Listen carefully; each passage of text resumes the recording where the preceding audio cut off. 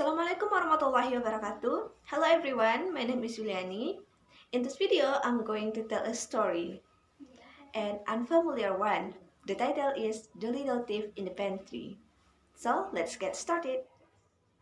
One day, a little mouse named Gravy Scarce talked to his mother. Mom, I think the people in our house must be very kind, don't you? They leave such nice things for us in the larder. There was a twinkle in his mother's eyes as she replied, "Well, my child, no doubt they are very kind in their way, but I don't think they are quite as fond of us as you seem to think. Now remember, good grey whiskers, I have absolutely forbidden you to put your nose above the ground unless I'm with you. For kind as the people are, I shouldn't be at all surprised if they tried to catch you." Grey Whiskers twitched his tail with scorn. He was quite sure he knew how to take care of himself, and he didn't mean to trot meekly after his mother's tail all his life. So, as soon as he had called herself for an afternoon nap, he stole away and scampered across the pantry shelf. Ah, it was something particularly good today. A large ice cake was stood for baking upon the shelf, and Gravis licked his lip as he sniffed it. Across the top of the cake, there were words written in the pink sugar. But as Gravis couldn't read, he didn't know that he was nibbling at the little Miss Adams' birthday cake. But he did feel guilty when he heard his mother calling. Off he ran and was back in the nest again. By the time his mother had finished rubbing her eyes after her neck, and she took Grey Whiskers up to the pantry. And when she saw a hole in the cake, she seemed a little annoyed. "Someone has evidently been here before us," she said.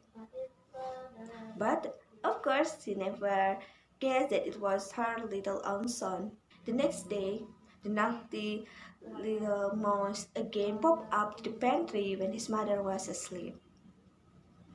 But at first he could find nothing at all to eat, though there was a very delicious smell of toasted cheese.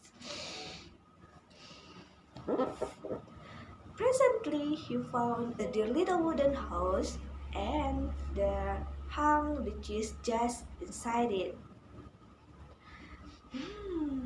In ran Grey Whiskers when the little wooden house, but oh, he was coughed.